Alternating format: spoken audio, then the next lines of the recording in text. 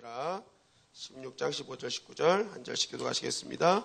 압살롬과 모든 이스라엘 백성들이 예루살렘에 이르고 아히도벨도 그와 함께 이른지라. 다윗의 친구 아랫사람 후세가 압살롬에게 나갈 때 그에게 말하기를 왕이여 만세 왕이여 만세 하니 압살롬이 후세에게 이르되 이것이 내가 친구를 후대하는 것이냐? 내가 어찌하여 내 친구와 함께 가지 아니하였느냐 하니 후세가 압살롬에게 이르되 그렇지 아니하니이다. 내가 여호와와 이 모든 이스라엘의 택한 자에게 속하여 그와 함께 있을 것이니이다. 다 같이 읽겠습니다. 또 내가 이제 누구를 섬기리이까? 그의 아들이 아니니이까? 내가 전에 왕의 아버지를 섬길 것 같이 왕을 섬기리이다 하니라. 아멘. 오늘은 본문 말씀을 가지고 지력이 아닌 영역이다, 지력이 아닌 영역이다 라는 제목으로 하나님 말씀을 증거하겠습니다.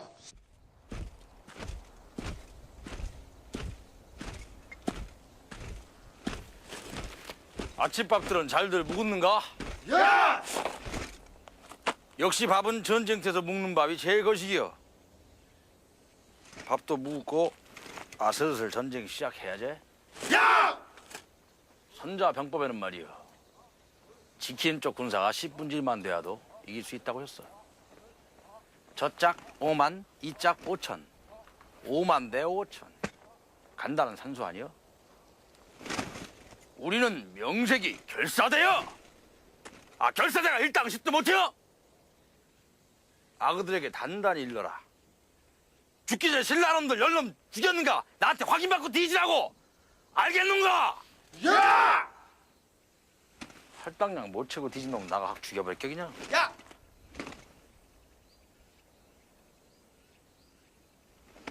그리고 나가 출정 전에 갑옷에 대해서 거시기한 거 까먹지들 말고 병사들에게 다시 한번 거시기 잘하라고 단단히 돼 일러. 야! 그러니까 이번 여구 황산벌 전투에서 우리의 전략 전술적인 거시기는 한마디로 머시기 할 때 거정 갑옷을 거시기 한다. 바로 요거요. 알겠지? 야!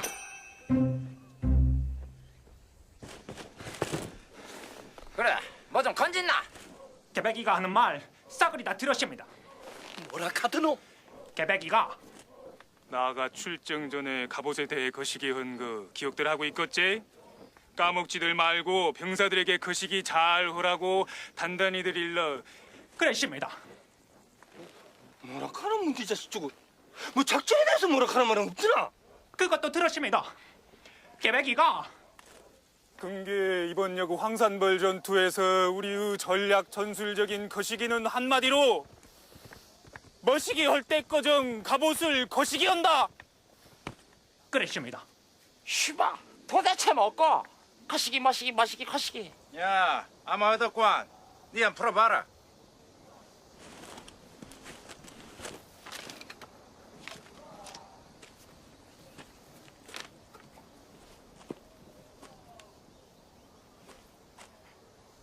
도표 보시겠습니다. 개백이가 한 말 중에는 총 4번의 거시기와 1번의 머시기가 쓰였는데 그 중에 제일로 먼저 쓰인 거시기는 대략 2가지 정도로 그 뜻을 압축해 볼 수 있습니다. 이야기하다, 주의 주다가 그것입니다. 문제는 이 2번째 거시기인데 까먹지들 말고 병사들에게 거시기 하라고 단단히들 일러. 여세 거시기는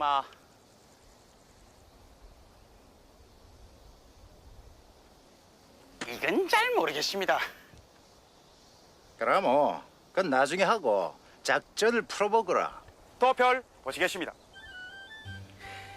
이번 여그 황산벌 전투에서 우리의 전략 전술적인 거시기는 에서의 거시기는 우리의 작전은 이란 뜻으로 쉽게 해독이 되며 잘한다. 한마디로 머시기 할 때 거정 갑옷을 거시기 한다. 에서의 머시기와 거시기는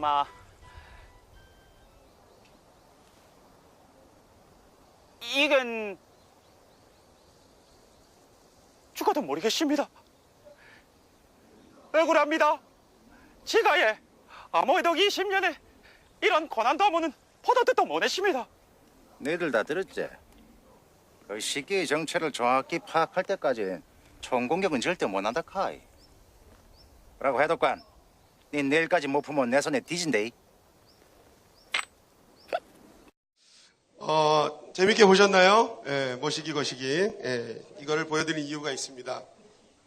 아까 영상 처음 시작할 때는 여러분들을 울리고, 지금은 웃기고, 예, 우리 교회는 울리고 웃기는 교회입니다. 네, 그래서 좋은 교회죠. 예, 근데 울고 웃으면 안 됩니다. 예.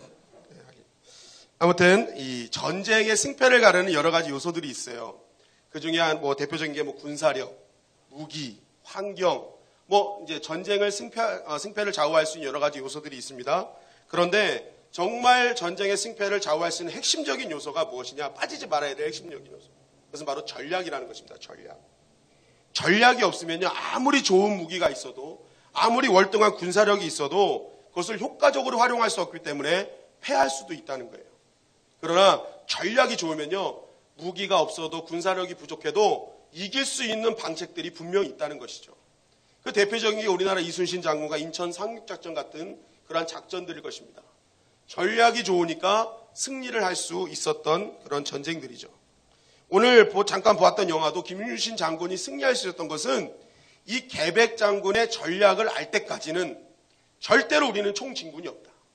이 당시 김유신 장군은 5만의 군사고 계백은 5천인데 웬만한 사람들은 그냥 쳐들어갈 수 있거든요.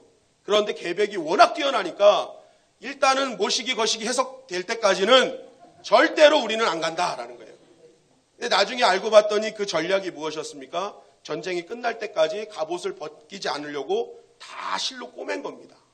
그래가지고 이게 웬만큼 스쳐도 안 죽을 수 있도록, 그래서 완전히 죽을 각오를 하고 너희 싸워라라는 어떤 그런 일사각오의 그런 정신이었어요. 그랬더니 이제 그 전략을 딱 알고 나서 김유신 장군이 어떡합니까? 이제 비 오는 날을 기다렸다가 비가 오는 날 진흙을 다 쏟아붓습니다. 그곳에. 그러니까 이 갑옷에 진흙이 다 묻으니까 이걸 벗을 수 없잖아요. 그러니까 무거워진 겁니다. 그래가지고 김유신 장군이 쳐들어가서 그 계백 장군의 모든 부하를 초토화시켰다라는 어떤 그러한 내용인데, 결국 전략을 세우니까 완벽한 승리를 거두더라라는 것입니다. 결국 전략이 승패를 좌우하는 것이죠. 그래서 전쟁 중에는 좋은 전략가가 있어야 전쟁에 승리할 수 있습니다. 여러분, 오늘 본문도 마찬가지입니다. 이 다윗과 압살롬의 대결이 계속 진행이 됩니다. 사무엘상에서는 사울왕과 다윗, 그런데 사무엘하러 사울이 죽으니까 압살롬이 등장했어요. 여러분, 구간이 명관인 줄 믿습니다. 예. 먼저 괴롭힌 게 죽었더니 편안해질 것 같으니까 또 다른 게 나타났어요. 여러분, 우리 교회에서 누군가 날 괴롭히면요, 저 사람 없애주세요 하지 마세요. 차라리 계속 적응된 그 사람이 낫습니다. 그 사람 없어지면 다른 사람이 나타나요. 그러니까 구간이 명관이에요. 어쨌든 이 사울왕이 죽고 압살롬이 등장해서 이제 다윗과 대결이 펼쳐지는데, 이 다윗과 압살롬이 잠깐 역사 뒤에서, 이 본문 뒤에서 사라지고 두 명의 사람이 등장하는 거예요.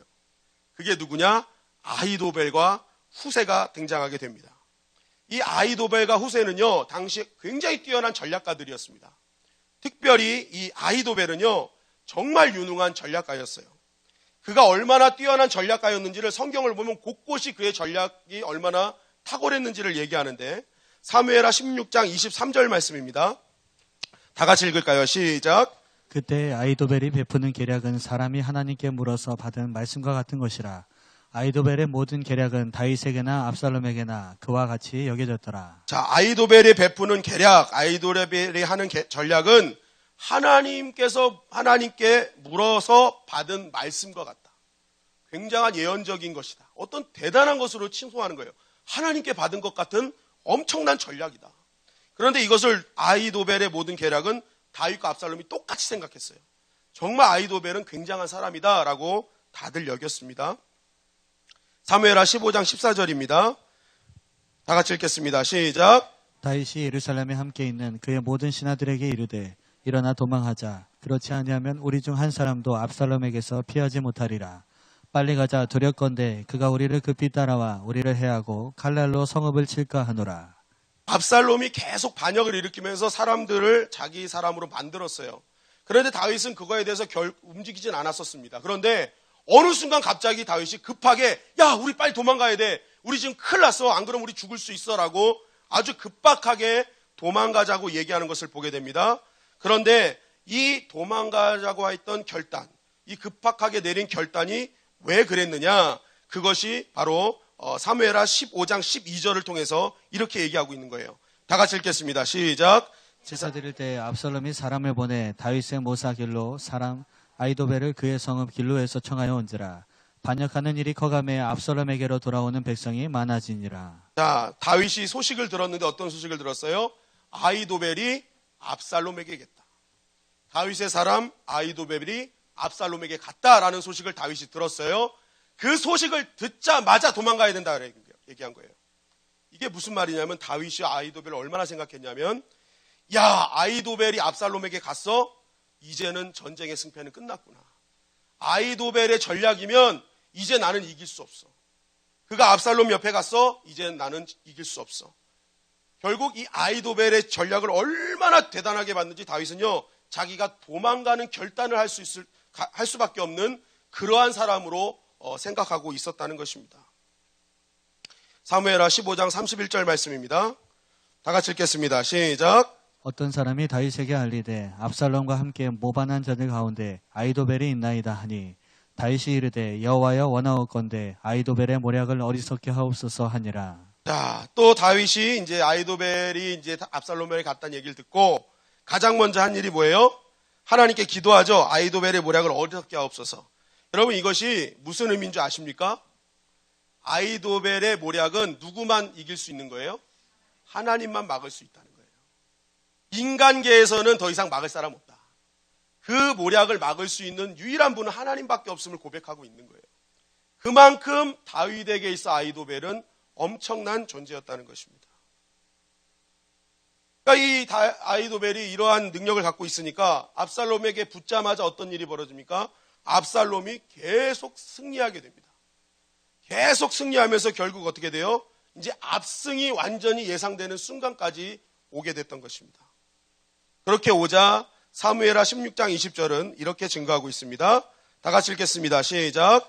압살롬이 아이도벨에게 이르되 너는 어떻게 행할 계략을 우리에게 가르치라 하니. 자, 이제 거의 승리가 굳혀졌다고 생각할 때 압살롬이 이제 얘기하는 거예요. 야, 아이도벨, 이제 어떻게 하면 완전히 승리가 굳혀질까라고 얘기를 한 것입니다. 거기에 대한 아이도벨의 전략은 이렇습니다. 사무엘하 16장 21절 다 같이 읽겠습니다. 시작. 아이도벨이 압살롬에게 이르되 왕의 아버지가 남겨두고 왕궁을 지키게 한 후궁들과 더불어 동침하소서. 그리하면 왕께서 왕의 아버지가 미워하는 바 됨을 온 이스라엘이 들으리니 왕과 함께 있는 모든 사람의 힘이 더욱 강하여지리이다 하니라. 자, 가장 먼저 얘기했던 계략이 뭐예요? 아버지 다윗의 후궁을 범해라 라는 계략을 세웁니다. 이것은 당신이 이제 이스라엘을 정복했음을 표현해라 라는 그러한 의미죠. 당시 고대 근동 지역의 풍습은 구테타를 일으켜서 왕권을 차지한 사람이 가장 먼저 하는 일은 그 전 왕의 후궁들, 아내들을 이렇게 겁탈하는 겁니다. 그래서 이제 이 모든 왕권은 나에게로 돌아왔다라는 것을 표현하는 것 중에 하나가 바로 이러한 모습이었어요. 그러니까 이 아이도벨이 어떻게 합니까? 당신이 그렇게 하면 왕권이 당신에게 넘어갔음을 사람들이 알 것이고 당신을 따르는 사람들은 엄청나게 사기가 오르게 될 것입니다. 라고 이야기를 했던 것입니다. 그러나 이것은 그 당시 사회적인 풍습은 맞지만 하나님께서 원치 않는 계략이었죠. 레위기서 20장 11절에는요. 아버지의 아내와 동침하는 아들은 죽이라 라고 분명히 율법으로 명시되어 있습니다. 결국 이 대목은요. 압살롬의 발목을 잡는 일이 되죠. 율법대로 말씀대로 이제 압살롬은 망하게 됩니다. 그러나 어찌됐든 육신적으로 볼 때 정복자로서 최고의 그런 어떤 내가 왕권을 유지했다, 이제 왕권을 차지했다라는 표현으로는 그 전 왕의 후궁을 범하는 거, 아내를 범하는 거는 완전히 이제는 내가 왕권을 가졌다라는 그런 표현인 것입니다. 사무엘하 17장 1절 2절 말씀입니다. 한 절씩 교독하시겠습니다.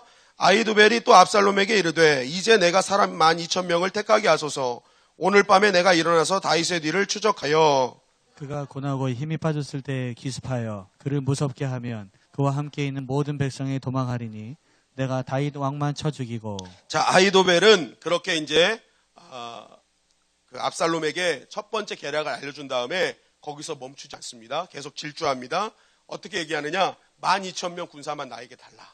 그래서 내가 이 다윗이 피곤해서 전열을 가다듬기 전에, 피곤해서 정신을 차리기 전에 내가 먼저 딱 다윗한테 가서 다윗을 죽이고 모든 다윗과 그의 세력들을 뿌리 뽑겠다 얘기한 것입니다. 그리고 만약에 나는 다른 사람 안 죽이고 다윗만 죽일 거야. 그러면 나머지 사람들은 압살롬이 두려워서 다 당신에게 올 것입니다. 라고 전략을 짜준 것입니다. 여러분, 이게 얼마나 치밀한 고도의 전략입니까? 최소한의 힘을 들여서 최대의 효과를 얻는 것입니다. 한 사람만 공격하면 다 돌아올 거다. 그러니까 한 사람만 공격하자. 다 죽일 필요 없지 않느냐. 그 사람 당신 사람 만들면 되지 않냐라는 거예요. 그리고 내가 가겠다. 아히도벨이 내가 가겠다. 당신은 있어라. 왜냐하면 이거는요, 완전히 압살롬을 향한 생각이었어요. 만약에 혹시라도 압살롬이 출정해서 죽기라도 한다면 그 뒤에 압살롬이 죽은 뒤에는 다윗을 압박할 사람이 없는 거예요.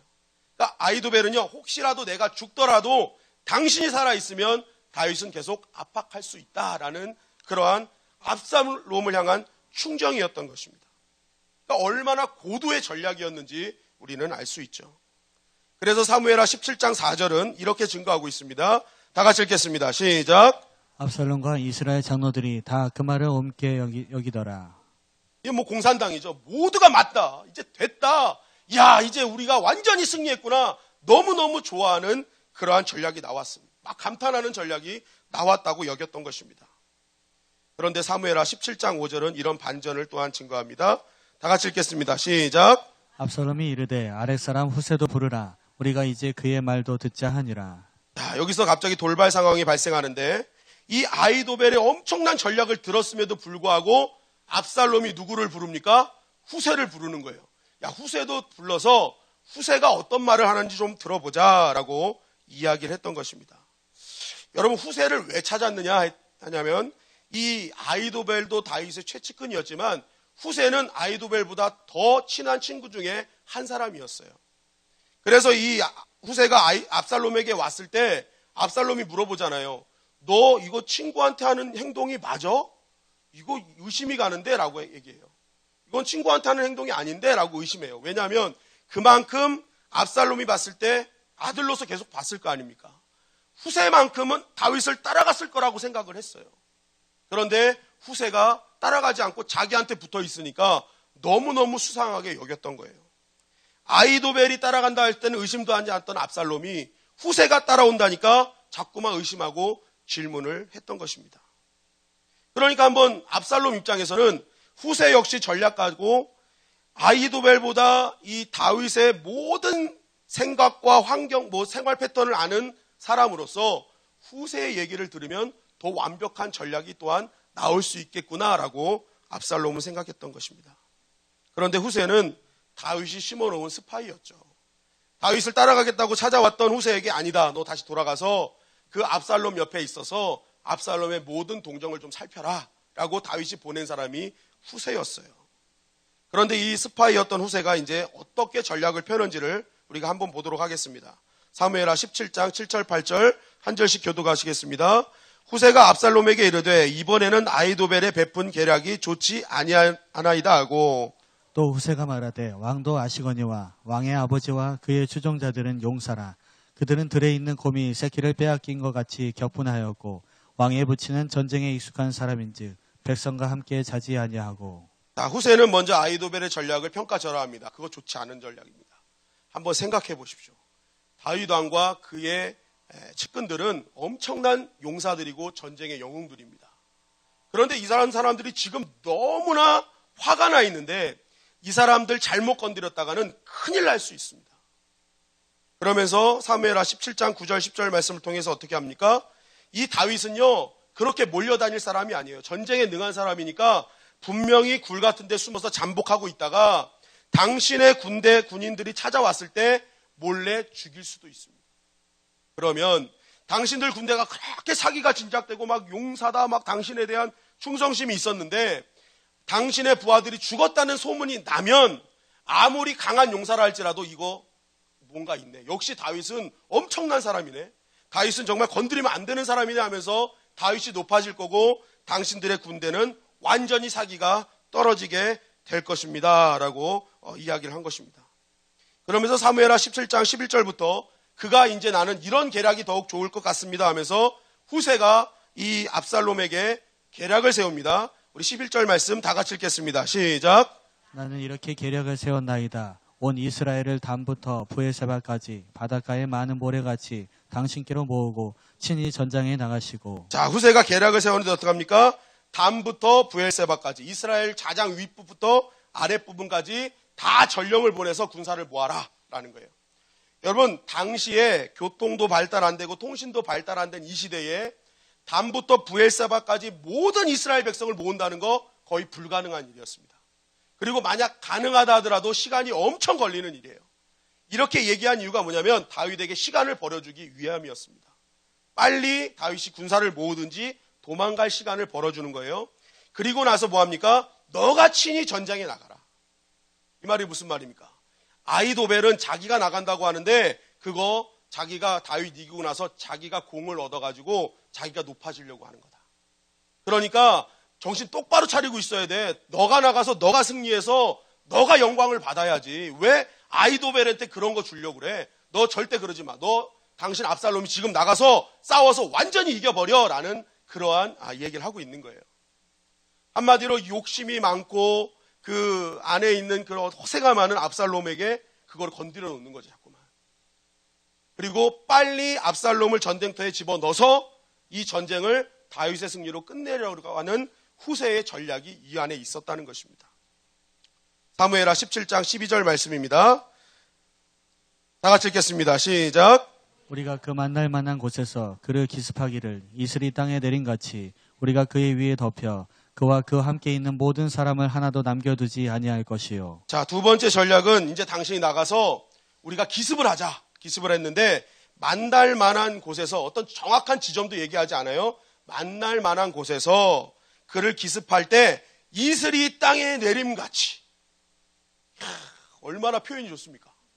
정말 표현이 기가 막히잖아요. 그런데 구체적이진 않아요. 그냥 허황된 뜬구름 잡는 전략이에요. 이야, 이슬이 어떻게 해요? 땅에 내림같이. 말도 안 되는 좀 전략이에요. 그래서 그렇게 하면 하나도 남겨두지 않고 우리가 승리할 것이다 얘기한 거예요. 여러분, 이 전략이 무슨 전략인 것 같습니까? 이상한 전략이에요. 자, 그리고 사무엘하 17장 13절입니다. 다 같이 읽겠습니다. 시작. 또 만일 그가 어느 성에 들었으면 온 이스라엘이 밧줄을 가져다가 그 성을 강으로 끌어들여서 그곳에 작은 돌 하나도 보이지 아니하게 할 것이니이다 하매. 다윗이 어느 성에 들어가 숨으면 우리 온 이스라엘이 밧줄 갖고 가지고 그 성을 묶어가지고 끌어가지고 강 속에 집어넣자. 그러면 이길 것이다 라고 얘기를 한 거예요. 이게 무슨 전략인 것 같습니까? 온 전 백성이 이 성을 밧줄로 묶어서 끈다고 강으로 끌려옵니까? 말도 안 되는 작전인 거예요. 지금 후세는요, 말장난하고 있는 것입니다.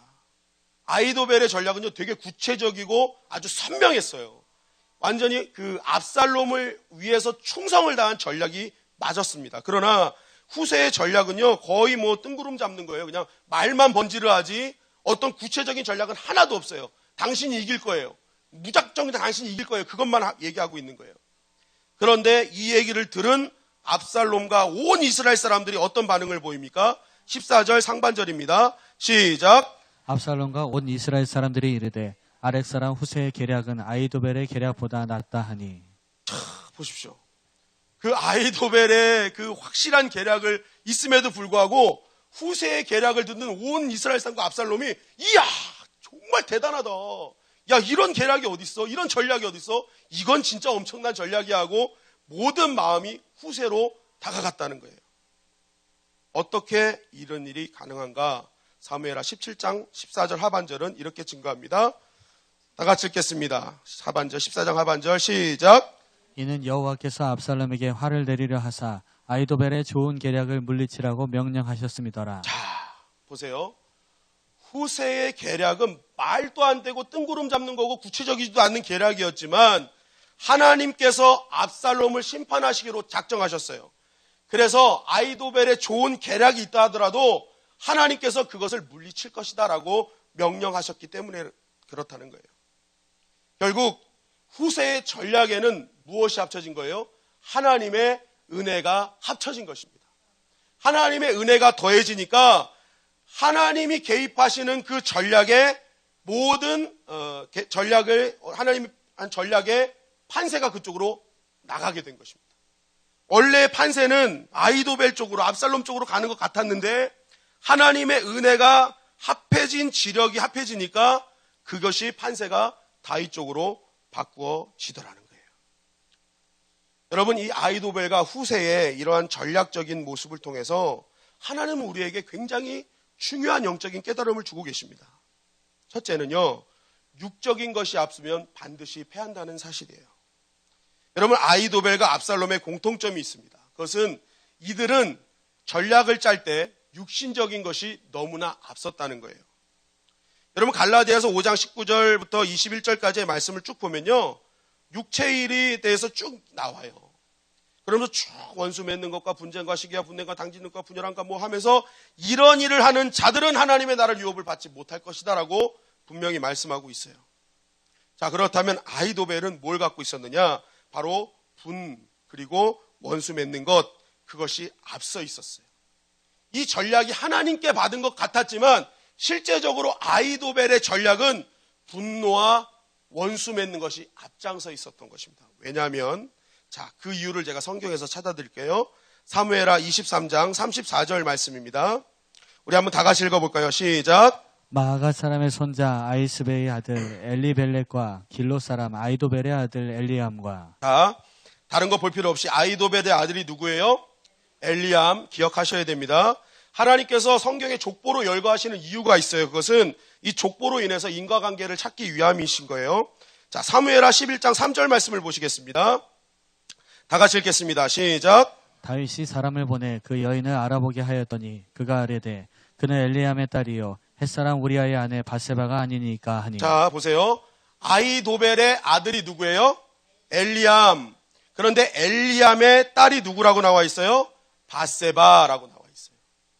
그러면 아이도벨과 바세바는 어떤 관계입니까? 아이도벨은 바세바의 할아버지예요. 바세바는 아이도벨의 손녀였습니다. 그런데 이 손녀가 아주 다윗의 장수 우리아와 결혼해서 아름다운 가정을 꾸렸는데 이 가정의 손녀 사위를 다윗이 죽였어요. 그리고 자신의 손녀의 가정을 완전히 망가뜨렸어요. 그 아들도 죽였습니다. 그러면 보십시오. 할아버지 입장에서 얼마나 통탄할 일입니까? 어떻게 우리 가정에 이런 일이 있을 수 있느냐? 다윗의 측근으로 있었지만 그때부터 아이도벨은 마음속에 복수의 칼날을 갈고 있었던 것입니다. 내가 언젠가는 다윗에게 복수하리라. 내가 당신을 가만두지 않을 것이다. 이런 생각을 하고 있었는데 마침 아들 압살롬이 어떻게 합니까? 반역을 일으켜서 모든 세력이 압살롬 쪽으로 가니까 아이도벨이 어떻게 합니까? 압살롬에게 간 것입니다. 그래서 압살롬과 힘을 합쳐서 어떻게 하는 거예요? 다윗과 그의 세력을 완전히 뿌리 뽑으려고 했던 것입니다. 그러니까 왜 다윗의 측근이었음에도 불구하고 다윗을 완전히 뿌리 뽑으려고 했던 이 아이도벨의 그 마음을 아시겠죠? 왜 가까이 그렇게 있었음에도 불구하고 왜 이렇게 죽이려고 안달을 할까? 그 이유가 성경에서 이제 등장을 하는 거예요. 그래서 어떻게 합니까? 그 첫 번째 전략이 뭐예요? 후궁들을 백주대낮에 왕의 궁전 옥상에서 범하라 한 게 뭐예요? 내 손녀가 당한 것처럼 다윗 너도 한번 당해봐 한 거예요. 이건 하나님께서 나단에게 말씀하신 그대로 이루어진 건데 결국 이 아이도벨의 아이도벨이 전략 첫 번째 짠 거는요. 다윗 너 봐봐. 너가 얼마나 고통당해야 되는지 알아? 내가 이거를 당했어 라는 거를 알리기 위해서 그 전략을 짰던 거죠. 내 손녀가 당한 거 그대로 너한테 갚아줄게. 여러분, 압살롬도 마찬가지입니다. 후세의 전략은요, 압살롬을 무너뜨리는 전략은 무엇입니까? 그의 안에 있는 교만과 허세, 충만한 자만을 건드려낸 거예요. 그가 갖고 있는 육신적인 것들을 계속 건드려냈던 것입니다. 문제는 무엇입니까? 육신적인 것을 건드려냈더니 이 육신적인 것이 영적인 눈을 가리니까 봐야 될 것을 보지 못하더라는 거예요. 여러분, 다윗은 지금은 남루하고 도망자 신세지만 압살롬과 아히도벨이 다윗과 항상 같이 지내면서 봤던 한 가지가 있습니다. 그것은 뭐냐? 하나님이 기름 부은 왕으로서 하나님이 함께 하심을 날마다 봤다는 거예요. 그래서 다윗이 어디를 가든지 이긴 이유는 하나님이 함께 하셨기 때문에 이겼어요. 그거를 이 사람들은 늘 봤단 말이에요. 그러면 야, 그냥 싸워서는 다윗에게 이길 수 없어. 하나님이 함께 하시기 때문에 볼 것을 보는 사람들은 이렇게 싸울 생각을 안 하거든요. 그런데 이들이 개인적인 그러한 인간적인 육신적인 것들이 가득 차니까 그것이 보이지 않는 거예요. 하나님이 함께 하신다는 것이 보이지 않는 거예요. 그러니까 어떻게 해요? 육신적으로 싸우게 되는 것입니다. 나단이 책망했어요. 하나님이 나단에게 주신 말씀처럼 딱 다윗을 심판하는, 그 가정을 심판하는 모습을 다 봤단 말이에요. 그러면 이들이 영적인 눈을 떴을 때는 어떻게 되었습니까? 하나님 살아계시는구나. 하나님이 심판하시는구나. 그러면 저 다윗이 잘못한 거 하나님이 심판하실 거야 하고 하나님께 맡겨야 되는데, 이들은 그것을 봤음에도 불구하고 육신적인 것이 앞서니까 봐야 될 것을 보지 못하는 어리석은 자들이 되더라는 것입니다. 사무엘하 17장 23절 말씀입니다. 다 같이 읽겠습니다. 시작. 아히도벨이 자기 계략이 시행되지 못함을 보고 나귀의 안장을 치우고 일어나 고향으로 돌아가 자기 집에 이르러 집을 정리하고 스스로 목매어 죽음에 그의 조상의 묘에 장사되니라. 자, 아히도벨이 어떻게 합니까? 스스로 목매어 죽었다. 여러분, 왜 그랬을까요? 기회가 이거 한 번뿐입니까? 한 번 실패했으면 다시 계획 짜가지고 가서 싸우면 되잖아요. 근데 아히도벨이요, 딱 상황을 돌아보니까 정신이 차려진 겁니다. 야, 이거 내 전략으로는 다윗을 이길 수 없구나. 다윗은 하나님이 함께 계셨지. 이거는 이길 수 있는 게임이 아니구나. 야, 이렇게 된 거 반역자로 죽느니 차라리 내가 죽어야지 하는 거예요. 더 이상 게임이 안 된다고 생각한 것입니다. 그래서 말 타고 고향 가서 내가 이제 죽어야지 하고 자살했던 것입니다. 여러분, 꼭 누가 생각합니까? 가룟 유다가 생각나죠? 가룟 유다랑 똑같은 모습을 보게 됩니다. 인간의 생각, 육을 앞장 세우는 자의 마지막 모습이에요. 인간적인 게 가득 차니까 하나님의 영광을 보지 못하는 것입니다. 여러분, 우리가 아무리 좋은 전략을 갖고 좋은 계획을 가지고 있더라도 하나님이 그 걸음을 인도하지 않으시면 다 허상이라는 것입니다. 여러분, 우리가 기억할 것은 영적인 판세가 있단 말이에요. 하나님이 승리를 주시는 사람이 있다니까요. 그런데 우리가 그런 육신적인 것으로 내가 내 이익, 내 교만, 내 허세, 내 분냄, 당짓는 것, 내 시기 질투, 이것이 앞서 있으면 영적인 판세를 못 보는 거예요. 하나님이 승리를 주시는데 그거 못 보고 어떻게 해요? 내가 이기려고 하는 거예요. 그러니까 욕심을 내고 오버하고 결국 다 죽는 일이 벌어지게 되는 것입니다. 결국 우리가 어떤 계획을 짜고 어떤 전략을 짤 때, 우리 인생의 전략을 짤 때 우리가 가장 먼저 해야 될 일은 무엇이냐? 내 안에 있는 육신적인 것들을 다 십자가에 못 박아야 되는 거예요. 내 안에 있는 시기, 질투, 욕심 이런 것을 중심에 두고 계획을 짜면 다 망하는 거예요. 다 망하는 거예요. 그거 될 일도 안 되는 거예요. 믿음의 사람은 계획을 짤 때 항상 어떻게 해야 돼요? 하나님께서 허락하시는 영적인 판세가 있음을 믿고 내 안에 있는 육신적인 것들을 다 내려놓고 하나님께 내어 맡기는 그러한 사람이 되어야 한다는 것입니다. 그럴 때 하나님이 이끌어 가시는 승리의 길을 걸을 수 있는 거예요. 우리 뒤에 날에 와서 오늘 예배 드리는데 너무너무 이뻐요. 학생회 혼자예요. 다혜도 왔네? 날에. 낙인과 보았습니다. 우리 교회 두 기둥이에요, 두 기둥. 이 아이들이 나중에 커서 저는 하나님의 큰 사역을 이루게 될 줄 믿습니다. 근데 이 아이들이요, 나중에 시험을 보고 준비하잖아요. 그러면 너희들 잘 들어야 돼. 내가 아무리 공부를 많이 하고 준비했어도 당일날 아프면 끝인 거야. 그 전날 사고 나서 다리 부러지면 시험도 못 봐. 어떤 상황이 발생하면 아무리 공부 많이 해도 소용이 없는 거야. 그러니까 내 계획 안에는 공부하는 계획뿐만이 아니라 이렇게 기도하는 계획이 있어야 될 줄 믿습니다. 하나님, 당신이 판세가 있으니까 내가 이렇게 공부하지만 하나님께서 역사하셔서 아프지 않고 다치지 않고 그날 최상의 컨디션으로 시험 보게 하여 주시옵소서. 이 계획이 있어야 되는 거예요. 이 계획이 있어야 되는 거예요. 이 아히도벨과 이 압살롬은요, 그것을 깨닫지 못했어요.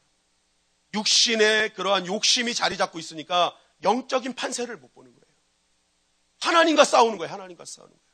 그러니까 실패할 수밖에 없었던 거예요.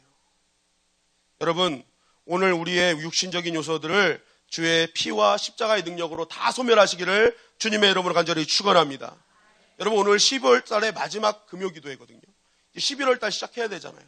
그럼 우리가 11월 달 계획을 짤 때요, 여러분 육신적인 욕심으로 계획을 짜지 마세요. 그러면 그거 다 망하는 거예요.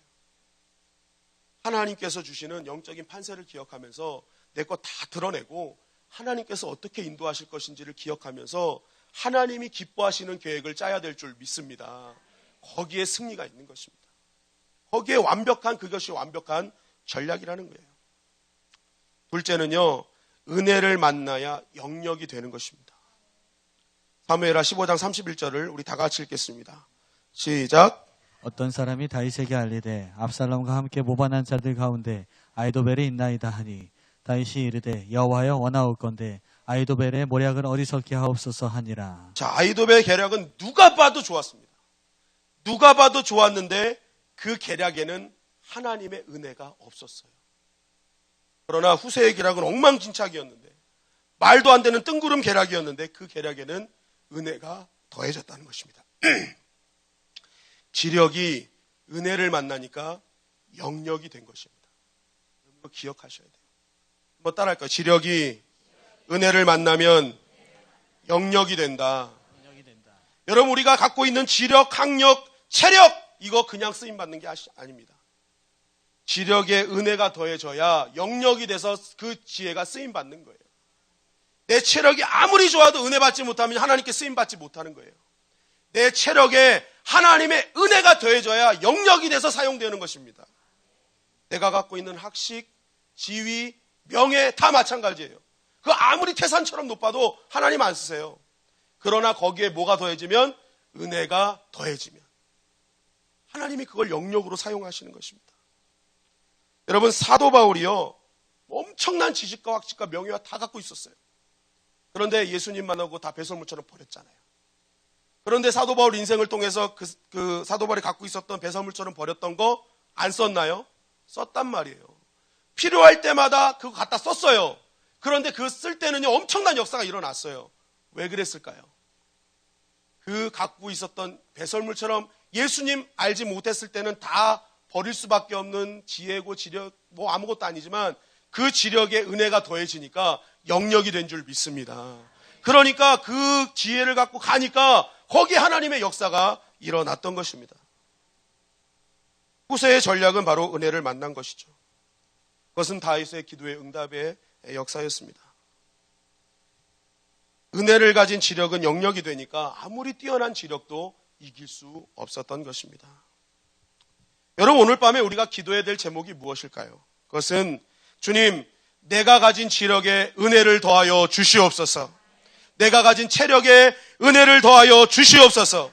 내가 가진 학력에 은혜를 더하여 주시옵소서. 여러분, 모든 힘에 은혜가 더해지면 다 영역이 되는 거예요. 하나님이 그거 갖고 사용하시는 것입니다. 여러분, 여러분들의 날 것 갖고 나가려고 하지 마시고 내가 갖고 있는 거 부족하고 연약한 지혜라 할지라도 하나님 은혜 만나면 하나님께서 엄청나게 사용하여 주실 줄 믿습니다. 모세의 그 사막에 양치는 지팡이, 막대기, 그 막대기가, 초라한 막대기가 하나님의 은혜를 만나니까 하나님이 사용하는 하나님의 지팡이가 되더라는 거예요. 그게 영적인 섭리 아닙니까? 모든 내가 갖고 있는 힘에 은혜가 더해지면 영역이 되는 것입니다. 그리고 하나님은 그 영역을 들어서 하나님의 사람으로 거룩하게 사용해 주시는 것입니다. 아무리 연약하고 날 것이라 할지라도 은혜만 임하면, 하나님이 함께 하시면 엄청난 영적인 도구가 된다는 사실을 여러분 꼭 기억하십시오. 다윗은 15장 31절 이 기도가 그냥 스친 기도였지만 이렇게 엄청난 뒤에 하나님의 준비된 은혜가 있을 거라고는 아마 생각지 못했습니다. 잠깐의 스치는 기도였지만 하나님은 그 기도에 응답하셔서 어마어마한 하나님의 일들을 이루어 가셨습니다. 여러분, 오늘 여러분들이 하는 모든 기도 하나님이 다 응답해 주실 줄 믿습니다. 도와줄 자를 붙여주시고 하나님께서 능력을 다 영력으로 바꿔 주시어서 하나님께서 어마어마한 일들을 감당하게 하여 주실 줄 믿습니다. 아멘. 오늘 말씀을 마무리하겠습니다.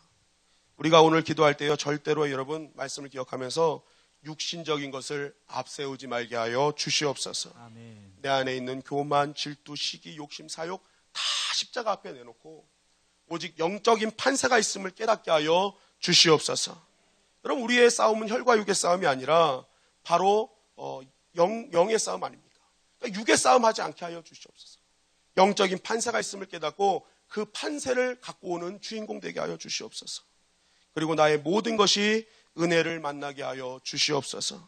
내 지력, 학력, 체력, 명예, 지위, 하여튼 내가 갖고 있는 모든 힘에 하나님 은혜를 더하여 주시사 그것이 영력이 되게 하여 주시옵소서.